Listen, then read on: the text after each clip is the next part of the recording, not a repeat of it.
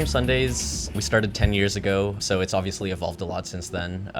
When we first started, we were more of like a roving house party. So the first few events we did were actually at friends' apartment buildings or rooftops, and we kind of just like slowly grew along the way. So we started moving into other venues, and eventually the scale grew as we sort of built a following. And I would say now today it's it's a day to night pop-up party. We obviously focus a lot on music, so music will always be, I guess, an important central pillar of everything that we do. But looking at things on the production side, lighting, set design, stage design, and experiential as well.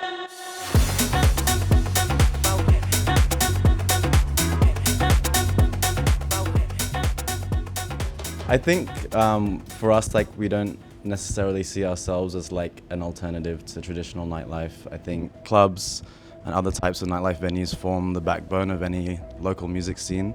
But I guess pop-up parties like ours just help to kind of like sprinkle a little bit of something fresh into the local music calendar. So for us, we see ourselves as part of a wider ecosystem that then forms a healthy local music and party scene.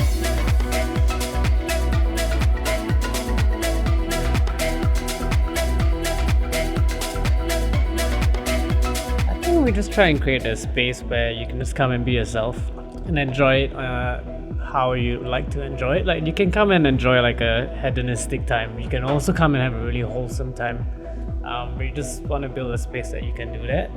We want to build a festival experience for the people coming and for ourselves also. Like, when we have like multiple day setups, it really feels like we're working on a big thing together from all aspects, from like the set design team to visuals to the music. So yeah, we've always had a DIY aspect to the party, so I think that's a very important part of what we do.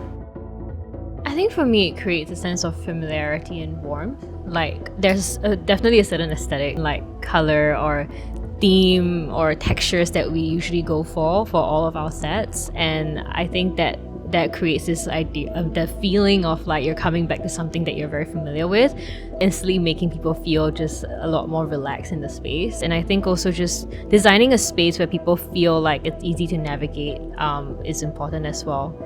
In terms of like all the pizzazz around, like, that's just us having fun. Like, we like to explore new things, we like to try new things, but then again, keeping to the DIY aesthetic, we, as much as possible, try and hand make everything. There's a huge difference, right, from something that's hand painted versus something that's printed, and that takes a lot more time, but I think it gives a pretty special touch to it. So we try to keep to that spirit of hand making from scratch, just to have a bit more intentionality with how we use things, how we see textures, how we see different items that can be reused into next events.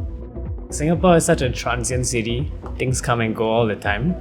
But there's a lot of value in like passing the baton, and like seeing different generations being able to come together and enjoy stuff in the same space. That doesn't really happen here very often at all.